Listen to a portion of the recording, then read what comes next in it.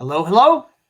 Ron Callis here with another episode of Automation Unplugged. Today is Wednesday, September 1st, and this is show 185. Woohoo! I am, there we go. I just got my message that the stream appears to be live on LinkedIn. I'm going to check with my team. And I'm going to check with Facebook to see if, in fact, we are live on Facebook. So bear with me.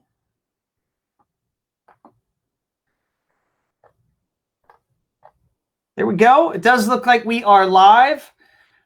This is CEDIA week. And you'll notice that I'm not in Indianapolis. I'm here at my home office and coming to you with another episode. I am eager to see who we're going to be able to catch live, who's out there tuning in. I have no idea of our live audience we're going to draw today because this is a bit of an odd week. Although I'm curious of how many of you have actually decided to stay put versus heading out to Indianapolis for the show. So in fact, my guest is clearly not at the show. He's here with us. So we'll find out his story. But I'm getting the notice that it looks like all of our live streams are up and running, which is excellent. And so without further ado, today we have Ryan Paddock for show 185, and he is the Chief System Designer and I want to say founder of Atlanta-based integration firm called A Mindful Home. And I've just met Ryan just in our pre-show and our chat. And so I'm confident in learning about his background that this is going to be a fun interview that we're all going to learn a lot from in terms of his approach to business and this industry. So without further ado, let me go ahead and bring in Ryan, and we'll get this show started. Ryan, how are you, sir? I'm great, Ron. Thanks for having me. No, my pleasure. Where are you coming to us from? Right here in Buckhead, Atlanta. So just the northern part of the city. Northern part of the city. And you are not in Indy right now. You are in Buckhead. What were you planning to go to the CEDIA show, or was it always the plan to not attend? 3 months ago, I was planning to attend. 2 months ago, I was planning to attend. And when I saw what was going on with the spikes, I was like, this is just going to probably fall to the wayside. And unfortunately, it's just tough right now to travel and, keep everybody safe. So now I know that you are a Savant dealer, correct? Yes. And I heard that Savant was one of the first big names that announced they were pulling out, but they've been pretty proactive. They're doing full virtual booth tours. I don't know any of those details though. So have you tuned into that, and are you going to be attending some of their virtual stuff? So I'm planning to. I'm going to check it out definitely this evening, and as time permits over the next few days, with the opportunity to kind of catch up a little bit more here with client work. I'm definitely taking that, but I did see some of the pictures from it, and looks like they just built their booth there on site in Massachusetts. So it looks brilliant. They built it in the warehouse, and you're going to see the same thing. It'll just be a little bit different, purely and entirely social distanced. Yeah, great opportunity for them to do what they needed to do, and with Savant Power being launched recently and all the acquisitions in lighting, I think it was a smart move, and yeah, I'm excited to see what they've got in store. So tell us about A Mindful Home. Sure. So I started the company in early 2019, as an opportunity to do things the way I wanted to, which I think is how a lot of us get into the industry. We see an opportunity, whether it's to go out and do things in our own way, or just as a means to create and provide for our clients and provide the services that they're looking for. And so I saw that. I was able to, I had a little bit of a background in the industry, about 6 years prior, in a few different faculties. And said, time to hang my own shingle. So I reached out to product partners, really spent some time, developing my philosophy, developing my processes, which are agile as anything, and then said, you know what, it's time to go live and go after some clients. So that's kind of how it came to fruition a few years ago, but it was definitely in the works in my head long before. I want to dig into that a little bit more, if you'll allow me, that entrepreneurial leap that you took. Mm-hmm. How long in advance had you been planning that? And when I say use the word planning, is it to be used loosely, or was there actual planning? Did you put a business plan together and that type of effort? No, extraordinarily loosely for sure. I've seen every opportunity and every job and every role that I've had in the past is opportunities to learn and educate myself and be more of a generalist in an extraordinarily specialized world right now. Just got finished reading the book Range, which I would recommend to anybody in our industry. And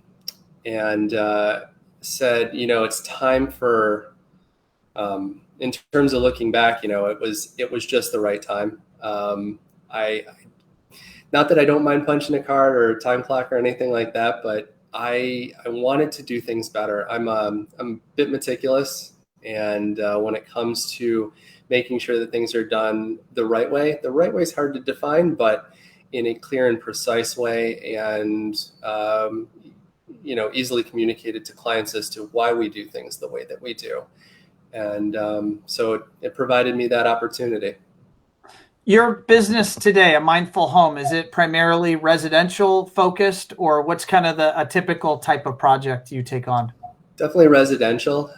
We're more focused with holistic systems. So I talked to you a little bit in the pre-interview about this. We're heavy in talking about how to build systems from the foundation on up. One of the pitfalls for a lot of these companies, and a lot of companies, is you become order takers. A client comes to you, they say, I really want this, this, and this. And then you're trying to figure out how to scramble and build around it. And for us, and how we've kind of created ourselves, is we wanted to look at what really makes these things tick. So in the past, we've talked about, as an industry, control was a big piece. And then networks became a huge piece, and they still are. And both pieces are extraordinarily still relevant, but we're kind of stepping back and saying, well, everything that we're doing runs on power. Power is this foundation for the system. And because of that, how do we build that strong foundation? And usually it's, built backwards from what are we running on it? What are we running on it now? What are we going to be running on it 5 years from now, 10 years from now? So how do we make sure that we have what we need to provide good, clean, reliable power to all these devices? Microprocessors being extraordinarily finicky if they don't get a consistent supply.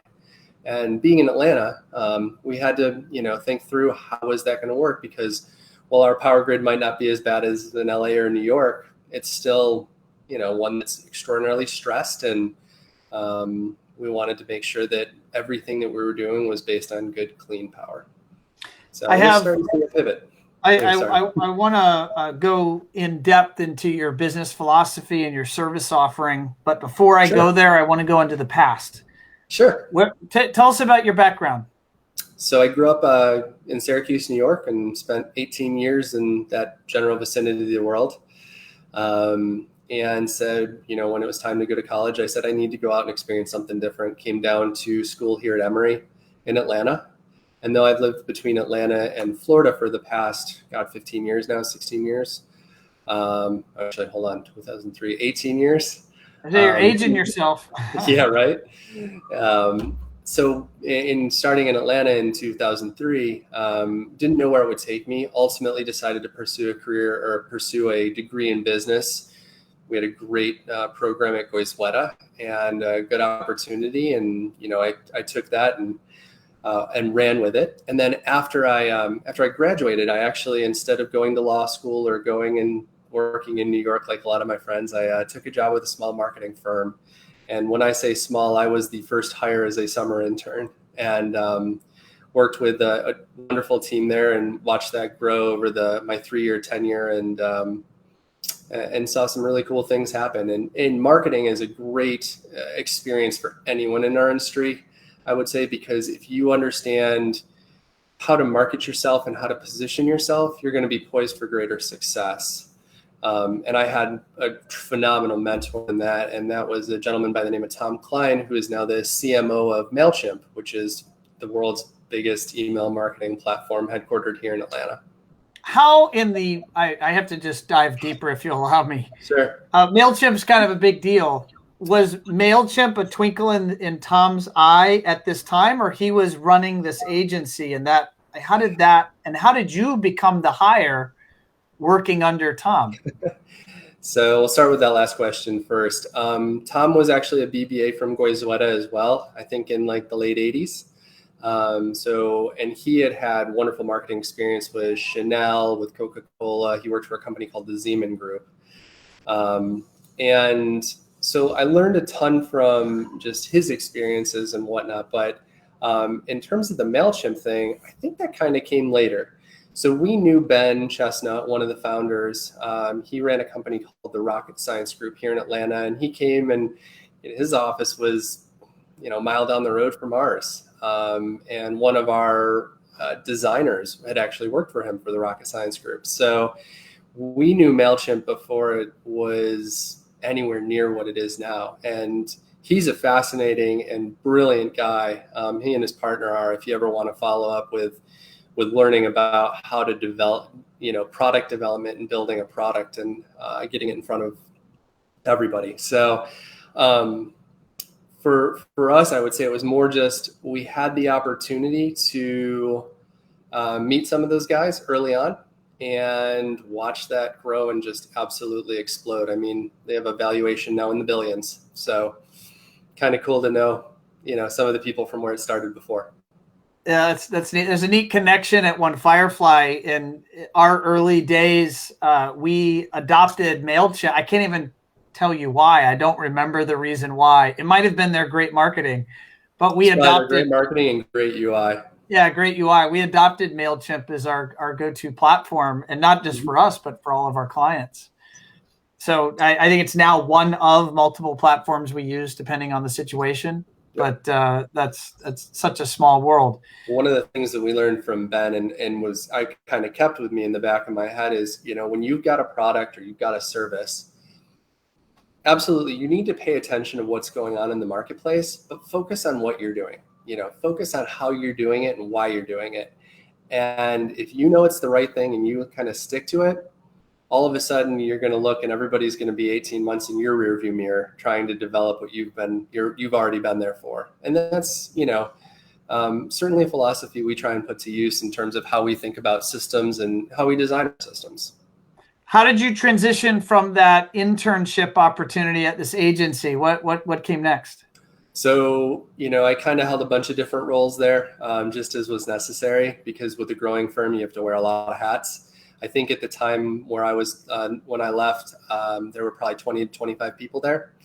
And that was kind of the peak of the recession. So I still keep in touch with a handful of the guys, but I transitioned out of that and took a job with a top private high school down in Florida, in the Northeast Florida area for a couple years, and said, you know what, I got to get back to a big city and get back on it. And while I loved my 2 years there, I came back and worked with an e-commerce software company and helped develop and build that from the ground up. And when the opportunity came for me to leave, that's when I kind of joined this industry right around 2013, 2014. What drew you into this industry? How did you even know that it existed, or how did you find out about it? So I'm probably like a lot of the guys that you bring on, that we all love the gear. We like the and it was obviously more focused on the AV side then, because that's kind of the allure and that's what draws you in. Since that, I've found more excitement in how we build systems, how we design systems, and how we integrate all these things so that they work together fluidly.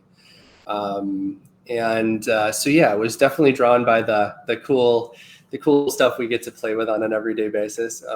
Look, this is a $30,000 amp or a $100,000 pair of speakers. And what's not interesting about that or fun when you're a gearhead a little bit? But It certainly changed. What was your first role? So when you joined the industry, what were you doing? So I took a very entry level position, and I would say I was in sales and business operations for a company. And, sales was a little bit of it, but going back and looking what I sold versus back then versus what we're selling now it's a very different experience. Sorry, Is this your little one? That's my little guy. He's three, right? around. He's home from school today. He's got a cold.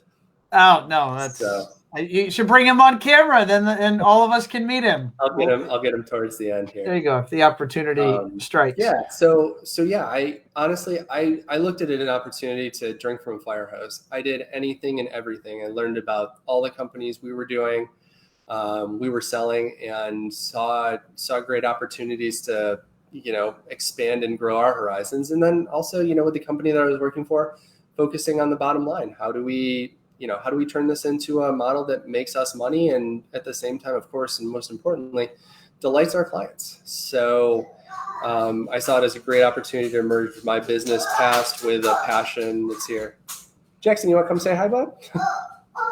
He's like, no, I want to go play. Nope, I'm going to play. So yeah, so that's really where that's kind of how I cut my teeth in the industry and learned, and did that for a few years before moving back to Atlanta and working with a more retail focused operation here for a little less than a year.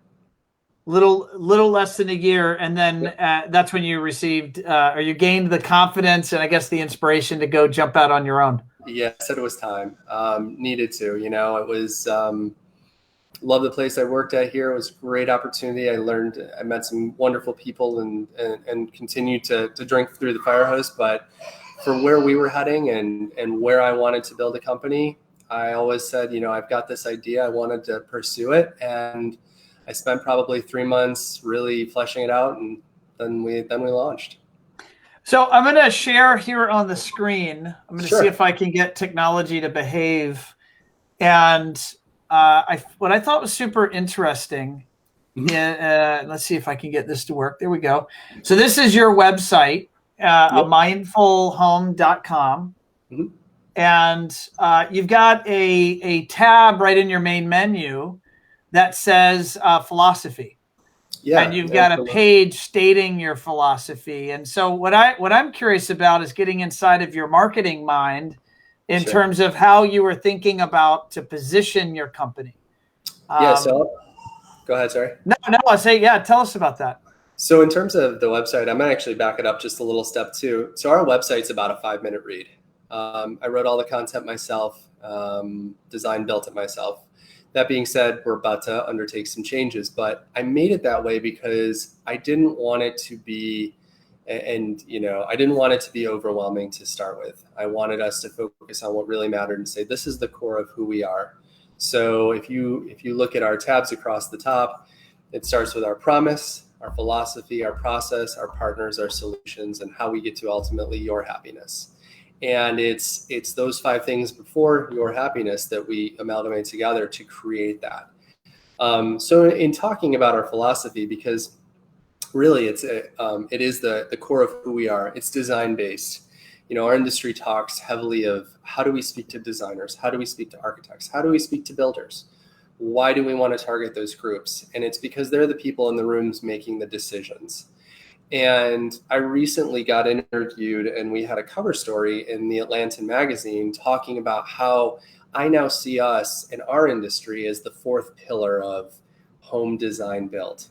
And we should be brought in, we've been saying it for years, but it's important that we market out to everybody else to say, hey, if you're doing this project, this person is going to be extraordinarily important as you build out what your home, and how you're going to be living there, because they're going to do what is necessary to make sure you have these experiences, whether it be circadian based lighting or, a wellness focused home or voice control, or you pick any of the hot topics that, biophilic design.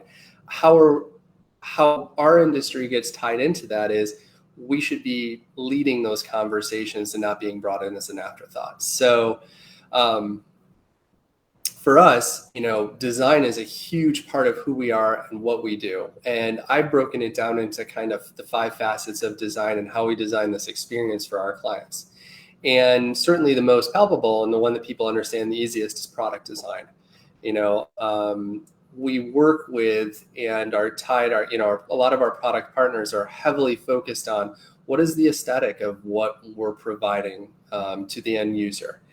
And whether it's something where the technology is extraordinarily in your face, or it's something that the technology is gone. Invisible speakers have become a huge category for us. Voice control, where we're activating, with Josh AI, is an area where we're poised for tremendous growth.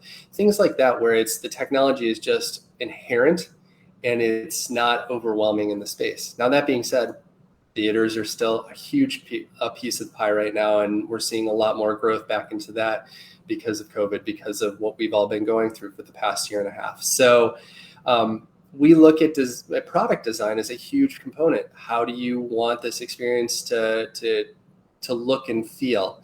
Sonance has a great tagline: how do you want your sound to look? What a great pitch. So product design is facet one of this. The next is system and architecting systems. How do we make these components work beautifully with one another? And if we're not, why are we not? So, some people may want to run their house on 27 apps. Personally, most of my clients do not.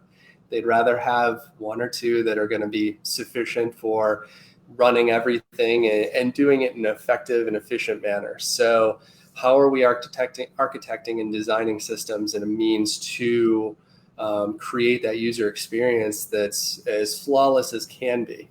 Nothing's infallible, but as best as we can provide that opportunity for our clients, we certainly want to focus on it. So we're not just a whole, batch of goods, and we think of how does this actually play well together.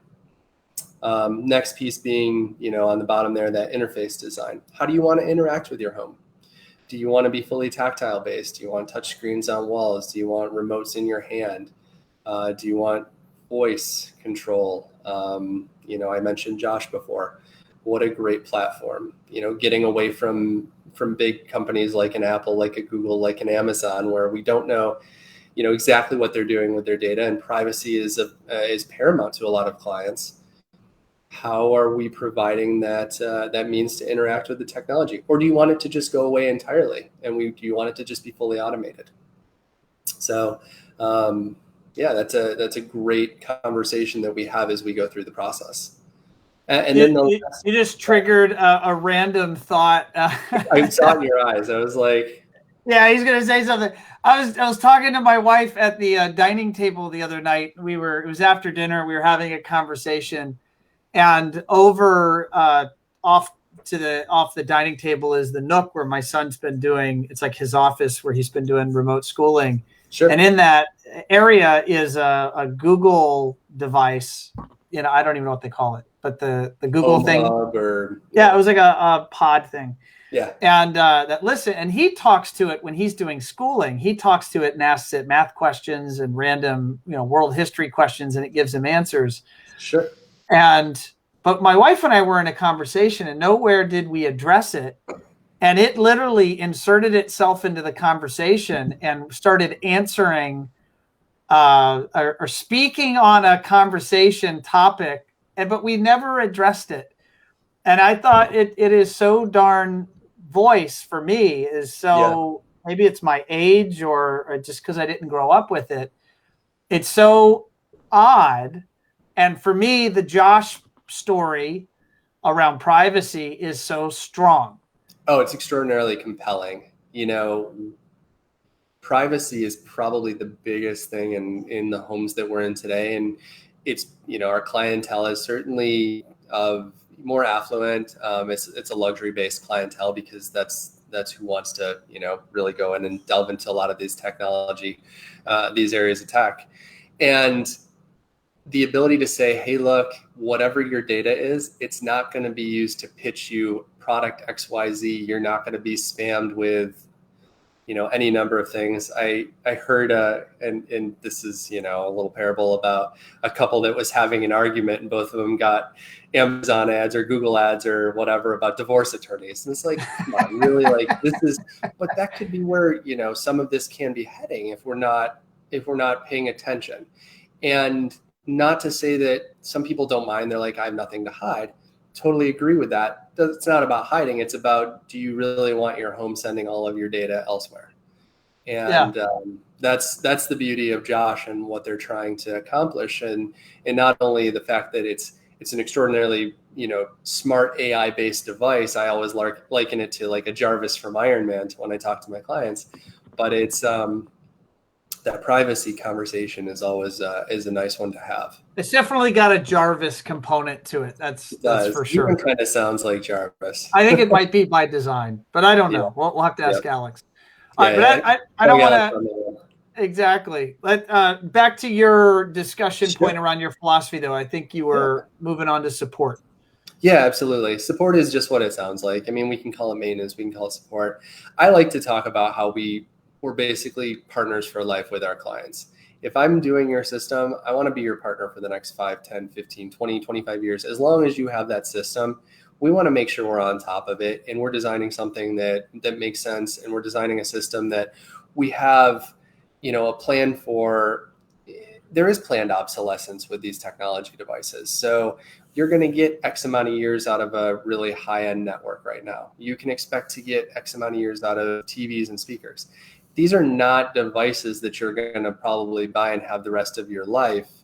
So it's important to say how do we prioritize that? And that kind of moves into the last piece, which is the future. How are we planning? How are we preparing and giving them the product life cycle on these pieces that we're putting into their home? And how do we make sure that when we're running wires and talking about infrastructure, that we're doing well by our clients? I don't think I've not done a pre-wire job without fiber since we started the company. And even if it's just a base level, it's because I know that we're going to have those data needs down the pike. And I would much rather say, look, let's invest a little bit more here on infrastructure, and then you're ready to grow and build in 5, 10, 15, 20 years. So it's really, thinking through this, designing these systems, architecting these systems, engineering them to in ways that it just makes sense for our clients. It just makes good sense for everybody. It helps us, it helps them, and we're ready for the next phase whenever that comes. We did, by the way, we have a number of people commenting, and Eddie just caught my attention. So thanks, Eddie, for tuning in. I'll put it on the screen. He says, good discussion today. Thanks, Eddie. Appreciate that. No, it's I'm just teeing Ryan up and letting him do his thing. In terms of, and I'll give a few more shout outs. Jackie says, hi, Ryan, go Jags. I guess that was from your Jacksonville days. Yep. And Wes says hello, and Tomas says hello, and Angel says hello. So thank you guys. If you're out there tuning in, drop a note, say hello. Thanks, guys. But I flipped over on your website to the solutions tab, and you have a pretty cool graphic here. I don't know if you grabbed this from somebody or if this is kind of your brain and how you position this, but I love it. And basic Photoshop skills. Brain and basic Photoshop. Well, for our video listeners, they can see the screen, but for our audio listeners, they can't see the screen. So maybe describe to us what you've done here. Yeah, absolutely. So it's it's almost like a Maslow's hierarchy of needs for our industry. And it goes back to that conversation that we were having about power as the foundation. And it's effectively a large triangle that, power is on the bottom, network's the next rung, and then we break the rest of the fun stuff that we do into 3 different tiers. And the conversation I have with every client right at the beginning, it references this graphic. And we say, power is the foundation. If it's not clean, if it's not good, if it's not consistent, everything else is going to have problems. And it's the way we approach networks. 5, 10 years ago, we said networks are, everything's coming online. Everything's going to be tied into your network. So if power is that foundation of the home, the networks are kind of more like the walls and the roof. And once we have that frame built, everything else is just decoration. How do you want to decorate your space? And we've broken that up into 3 different areas: comfort, AV, and security. And just to give you a brief overview for those just tuning in via podcast, comfort I kind of break into like climate, lighting, and shading, which is really an area where, as Lutron's one of our brand partners and love them to death. I know you have a little bit of history there right out of college. We just chatted about that. But how are we controlling the climate of the space? Whether it's obviously everybody's got their own smart thermostats, lighting and shading. Lighting is a huge opportunity in our industry. We talk about that ad nauseum, which is good because we didn't do that 5-10 years ago. And circadian rhythm-based lighting, and then, shading as well. So that's the comfort section. AV, pretty standard. Audio, video. We do both sides, audio, visual. Like it's got to be part of what we are, but it's a more commoditized space. We do focus on more in our company. We focus on more specialized solutions. So some of our product partners like Leon, great company. Noah's created a really great whole concept around how your sound should look and feel in your space. Same thing with Wisdom, another one of our product partners. They're focused on a modern look and feel for sound that's just fits into a space and makes a lot of sense. So AV is going to always be a part of who we are. Video is more commoditized, but we do have certain specialty providers that we really like partnering with. Barco Residential, some of those top tier guys that are just doing amazing things. What Tim's done in that space for Barco is nothing short of spectacular. And had an opportunity to meet him and work with him a little on a project a little over a year ago, and we've got another project going with him right now. So we're going to get him on the show. We haven't. I know my team has reached out, and I need to do some follow up there. We're going to get Tim on Automation Unplugged. He did Cinelux here last year. He and Sam Cavett, and that's another good channel to check out too for people who are listening. If you're really into the home cinema space. And then security is the last little piece of the upper triangle: access, lighting, and surveillance. And we talk about lighting as a theft deterrent, especially in a home and outside too. Access control, smart locks, gates, things like that, and surveillance. Security systems as well. It's something we don't delve as much into because we don't do the active monitoring, but we'll wire and clean up and make sure that we've got a great partner for you. And then sitting outside of this is how do we control, automate, and monitor this space? It's really our secret sauce and why we're better. It's the ability to integrate all these different things, and how does it all work together? How does it form that cohesive solution for our clients? So I appreciate you bringing those up. I'm sorry for the bad Photoshop, and but it is the foundation of who we are and why we build things the way we do.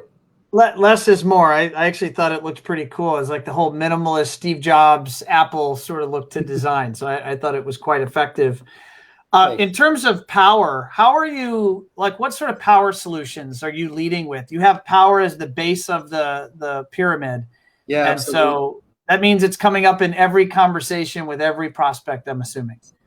Yeah. So, I mean, we're focused on companies that are focused on better solutions. And I say that power is one of those areas that we look at different categories. There's surge suppression, there's energy intelligence, there's power conditioning, there's energy management, there's sustainable power sources, energy monitoring. So there's all these different things. So depending on what a client may or may not be looking for, we'll have the conversation along each of those. And if it's something that's now or in the future. Certainly would love to shout out to a few people that I think are really leading the charge in terms of great power solutions. Rosewater Energy Hub is, while we have yet to put one of those in, I certainly am talking about them with every project that we're looking at and have them specified down the line for some future projects that we know are coming up. Taurus builds an unbelievably great power conditioning piece and line, rather, not one piece, a whole line of solutions. When it comes to surge suppression, SurgeX is a great partner for us, and someone who's just doing a phenomenal job. And we see that some of our partners are pulling those guys in specifically with their products. Mm-hmm. So as an access networks dealer for networks, they're recommending SurgeX as the power solution to back up. That's what I have backing up my rack, my network rack over here in the closet. Yeah, absolutely. And it's all great stuff. And if we can do IP controllable, certainly in areas where I care less about the conditioning, but I want IP controllability, SurgeX has a great solution. It is one area where we do use Wattbox as the IP controllable pieces. I don't use any of their more basic stuff, but for a TV or for an Apple TV or something where I just need basic IP controllability of a device to reset it, it's a simple solution, and Overseas is a good platform. So, but certainly I speak highly of the other guys in terms of what they're doing and the technology that they're using. And while they are a little bit more money, it's worth every penny in the long run. The reason you landed on this show is that a new member of our team, Jessica Weiss. And I'm remiss in talking about two other power products, but I wanted to talk about them as battery backup. So no worries. And so I was gonna take it there because I'm curious, because there's a theme. Yep. You mentioned Rosewater, a battery for the house, and there's Sonnen, and there's a handful of other battery type solutions. I was curious, what role do you see that fitting into your ecosystem? So we are looking, and where I'm looking down the line in terms of the next 5 to 10 years, I want to be putting some type of a big power solution into every one of our projects. And when I say a big power solution, something like a Rosewater, something like a Sonnen, something like a one of the new I'll say a Powerwall. I'm going to make some names up for you. Enphase has a battery. So like a race point. Yep, Savant Power. So what we're starting to see is everybody's, coming up with their own solution. And those three really seem to be leading the pack in terms of the solutions they provide and the integration they provide into other areas. Savant Power just spun off of Race Point Energy. It's the same company I see, but I know they did that because they've got some new products that are probably coming to market, and I think they're going to be showing off at CDO, which is going to be a big battery backup that's a little more comparable to like the Zone and EcoLinks. The Zone and EcoLinks are like the Rosewater. Rosewater is an interesting piece because Joe's created a more robust and clean power solution. It can do critical loads beautifully. It can do anything that it touches beautifully, but it's certainly for higher performing systems. I view the Race Point, which is Savant Power, I view the Sonnen as more of we're looking at a whole home solution that we can then tie into solar and truly take off the grid. So it's going to be a huge part of our business. And certainly we want to get to the point where something at some level, we have a piece like that spec'd into almost every job. All right, I'm curious, with batteries, are you seeing solar panels a part of that discussion, or are you seeing it as, fill the battery up from the house power source and, have it available to you, or are you seeing it as solar story as well? We're seeing it as an opportunity for both. So Georgia is an interesting state because we're not California, we're not New York, we don't have the same laws around needs for power creation or costs associated as those states do. We don't have the incentives. That being said, Wall Street Journal front page, like a week and a half ago, there was a thing that was saying Georgia is making this jump for some reason. And I have to think that it has something to do with the fact that there are some great solutions and they're right local.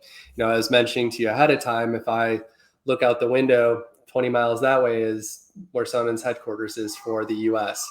And I think that makes a difference. Rosewater is just down here in Florida. So, we're going to be seeing more solar solutions, and we're finally seeing to where the cost is much more effective for our clients. I'm excited to see where we can get into the roof tiles and some of the areas where we don't have to have such a big array, because Atlanta lots are relatively small. We don't have the room that, for these things that some of the other areas might. We're a little densely packed here, at least within the city limits. So Ryan, your business was born in 19, so just prior to the global pandemic. I can empathize with you a little bit. My business was born in 07. Right before the global recession. Right before the Great Recession. And so, timing's funny sometimes. Yeah. What's changing for you right now? So I kind of mentioned this a little bit, but we're seeing the same stuff that everybody else is. People are asking for really great quality networks. They're working from home. We're seeing a rise in the number of theaters requested or theater spaces because, the ability to stay home and watch a movie and still get that amazing experience is something that people are paying attention to. Certainly, we're seeing changes across the board in almost every category where people are investing more in their homes, and because they see it as their haven, their safe space. And I don't necessarily think that that's going to change anytime soon. And investing in your home and your wellness and your well-being is always going to be something that I think people will want to do. So we just have to make the case that what we do is better than what, category X is doing, whether that's, other areas of that people could be spending money in their homes for. For us, and I lost my train of thought here. No, it's all right. I was saying, what else has changed, or what's changing for you right now? And you said home theaters. Yep, home theaters, networks for sure. Circadian-based lighting. We can get into the lighting discussion a little bit. Talk a little bit more about why is that important. And you made a good recommendation on a book I just acquired. And we'll mention that for the audience. So anyone that's out there I think I've mentioned this on a show or two, but if you're out there and you're presenting and wanting to talk intelligently about circadian rhythm, what is a circadian rhythm, and circadian rhythm lighting or tunable lighting, the book Why We Sleep by Matthew Walker gets into a lot of the science behind it. So if you're want to talk intelligently with your customer or prospect about why this new marketing term has suddenly hit us as an industry and we're now hitting the design space and consumers, I think there's a lot of neat science behind it. Yeah, I'm excited to pick it up. I would also offer as an integrator and somebody, putting my marketing hat on for a minute. If you've got a client who's interested, bring them a copy of the book. Why not? If it's that good. It's that good. What are you seeing? You mentioned Lutron, so you've got Ketra.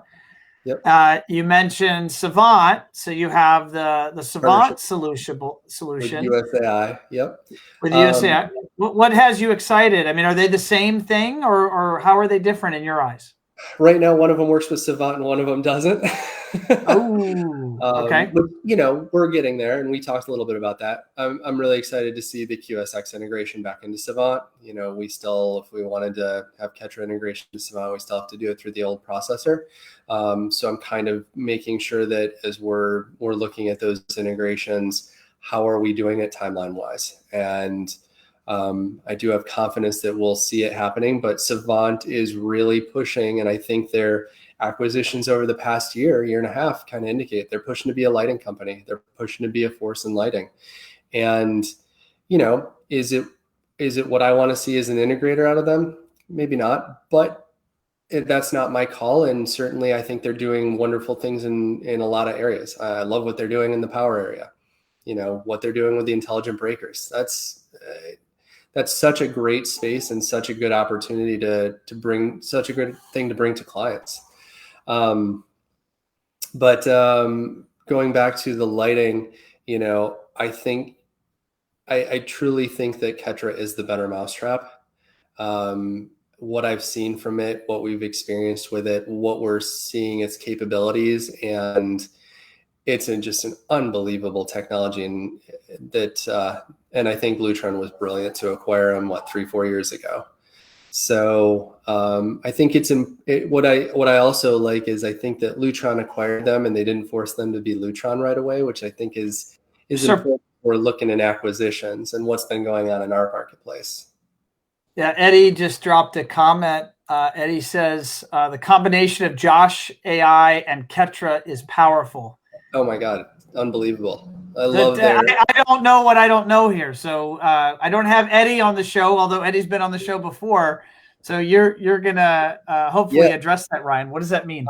I would say so. Josh and Lutron, as a general, is it's their deepest integration, I would say, and they just introduced last week. I know Alex and team were excited about their new little faceplate that allows the new nanos to sit right there next to like a Palladium switch. It had my wife Danielle saying she wanted it because she saw because I'd showed it to her. We know Alex and the team. We're good friends with both Lutron and Josh. Sure. And I showed her that device, and her comment was, "That's sexy. That looks nice." Is. And that's the thing. How often we say that about a lot of products in our industry, but how often do we say it about a light switch on a wall? And not often. Or a plate on a wall. It's that's the cool part about that little architectural microphone. But being able to, and I know the integration is going to go deeper and deeper, but talking about temperatures of light, turn on to percentages, and have that perfect light coming through. I'm sitting here staring into a ring light that's 4,000, 4,500 degrees, and it's kind of bright and obnoxious on my eyes, but I needed you guys to be able to see me, so I'm doing it.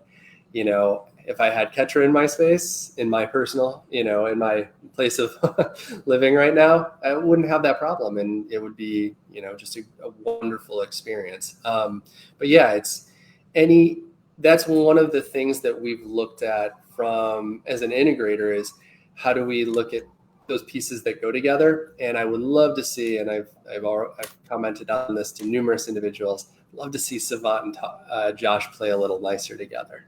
Because right now they're still, we have to look at products that if they want voice control, but they still also want the tactile of a Savant, how do we make sure that we're providing products that can do both and do both well and give the feedback to the others so that we're having that seamless experience that we want for our clients? Where's the pushback coming there? Out of curiosity, is it Savant pushing back or is it Lutron? And I'm only Josh, Savant or Josh, you mean? Or Savant or Josh? Yes. Sorry. I think it's more on Savant side. I know Alex has said openly a number of times that they'll work with anyone. That being said, Savant is the 800-pound gorilla, and yeah, I know that it's more of a work with us. And I don't know. Maybe Savant's developing their own, maybe they're not. Bob's built some beautiful things with that company, and all I can hope is that for me as an integrator personally, that they get out of their way and say, hey, look, we'll allow you to pull scenes, we'll allow you to do a little bit more with what we have. Because I don't think the integration needs to start as super deep, and then they can see what happens and how many integrators are hopping on board and saying, we want to see more.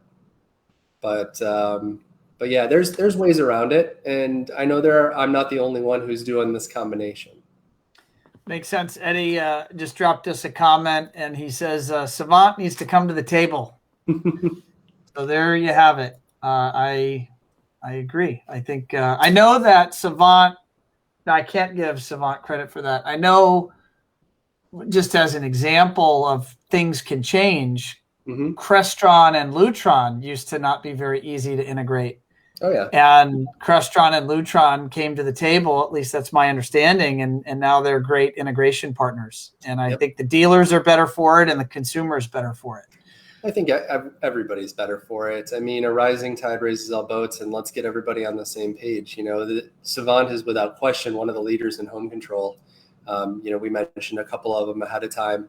And it's entirely based on UI and interface on how you want to put together a system. It made the most sense for us, and from a design aesthetic perspective, no brainer. And I'm not going to be ever the person who I'm always going to choose the product that's going to be right for my client. I'm not going to commit to X number of dollars with any one of my product partners, because depending on how large what our projects are in one specific year, I may end up being a gold or platinum dealer with a certain company and, only silver with some of the others. But I will always make the promise to my product partners that if we're bringing in your product, it is the absolute right application for it.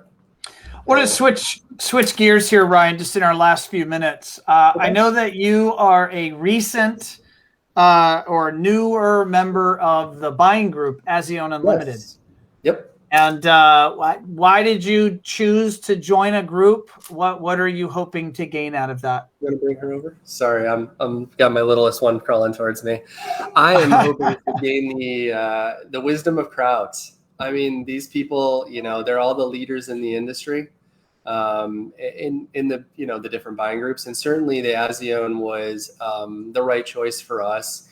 It had great overlap in terms of product partners. I had a good friend here who's also a top tier integrator, Randy Massey with Electronic Home, who encouraged us to look at it and kind of was my conduit for coming in and joining the experience. So, for us, and for me personally, it's how do we become better at what we do? We are, I pride myself in that we're always learning. We're always striving to what is that next level and how do we get there? And by joining a group such as that, it gives us a great experience and an opportunity to get in front of those who are top tier in any number of areas. They may be the best lighting, and shading professionals. They may be the best in networking, best in power. And, so we're excited. I knew it was on the horizon. I just had to get there in terms of size and opportunity, and we've now reached that. So I'm thrilled and hoping that, COVID allows us to get to Nashville this. Well, that was going to be my question. We have the conference in a couple of weeks, 2-3 weeks at Nashville. And so your current plan is to attend? Yeah, I'd like to. I mean, it's it's a 4-hour drive and 1-hour flight from here. So it's an easy one for me to jump over to. And, we've got clients as well over in Nashville. So it never hurts to visit the city, and would love to. And as long as it's a safe and good environment for everybody. And I know they're, Richard and team are working hard for that. I think it'd be great to get out and have this experience. So yeah, fingers crossed, toes too. A lot of our listeners, Ryan, are newer businesses as well as, well-tenured businesses. But you've had a couple of years now out on your own, putting your own shingle up and growing a very successful business. What is a word of advice that, something you've learned along the way, either you knew going in or maybe you learned over the last 2 years that you could share with others? For me, it's always going to be your team. I'll kind of go back to Jim Collins and Good to Great, which is another phenomenally good business book. Chapter 1, getting the right people on the bus. You've got to have people who you can trust, who you can rely on, who are going to deliver on the experience that you want to deliver. Right now, it's a real tough market out there for that, and I know everybody's feeling that pain point. But that is going to be the number one. Take good care of them, and the rest will be a lot easier. So yeah, getting those people and keeping them. So that's one area where I'm looking to learn even more and how to do that better. I think that's wonderful wisdom. I think, versus focusing on the what is the things you're going to do. If you focus on the who and getting the right people on your team, then your what's become a lot easier to accomplish. Yep. And I actually just listened recently. I read Good to Great. I think I've read all of Jim Collins' books, but I just listened in the last few weeks to I never actually heard him interviewed. And I listened to a pod. Yeah, I've read his content, but I'd never heard his voice. And I listened to a podcast. I'll drop it into the show notes. In fact, I'll drop this interview of Jim Collins into the show notes. And it was great. And a reminder of that point you just made about people and 10 other wonderful points that ultimately lead to success. It's a must read for any business owner. Yeah, great job. Ryan, thank you for joining us on the show here on episode 185. It's been a pleasure to have you on. Oh, it's my pleasure. Thanks so much. Yeah, no, it's been a lot of fun. How would you advise the audience get in touch with you if they want to learn more about you or your business? Sure, whatever's most convenient. So we're on Facebook, we're on Instagram. Our handle is @amindfulhomeatl. They can also email me, Ryan@amindfulhome.com. And those would probably be the best. And yeah, we can go from there. They can also go to our website and go to that last tab and just fill out a quick form. So lots of good ways, whatever is easiest for them. Awesome. Well, Ryan, I hope I get to meet you in person here in a couple of weeks in Nashville. We'll fingers crossed we'll make that happen. Awesome. Looking forward to it. Thanks, Ryan. Be well, sir. Thank you. Bye-bye. All right, folks, there you have it. Ryan Paddock, Chief System Designer of A Mindful Home in Atlanta. Great guy, clearly smart and intelligent and driven and running a really successful business. And I love his unique approach. I mean, he's really taking a mindful approach to how he's positioning his business. And it's clearly showing dividends, even though he's early in his entrepreneurial journey. So on that note, I want to thank you all for tuning in. This is CDO Week. We, One Firefly, this is the company that pays the bills here. And so they are our primary sponsor for the show. And One Firefly is running CDO show specials. So if you do need a website or marketing, or if you want to talk about marketing strategy, definitely don't be a stranger. Give us a call, reach out, and a member of our team would be happy to talk you through whatever your questions are and see if we can potentially work together. So you can visit us at onefirefly.com. You can give us a call as well. And we will see you next week with another show, another episode. We're going to keep this train rolling. And I hope you all have a great rest of your week. This is the first day of September. What is this? The first day of the third month of Q3. So let's go make it a great month. And I will see you guys next week. Be well. Take care.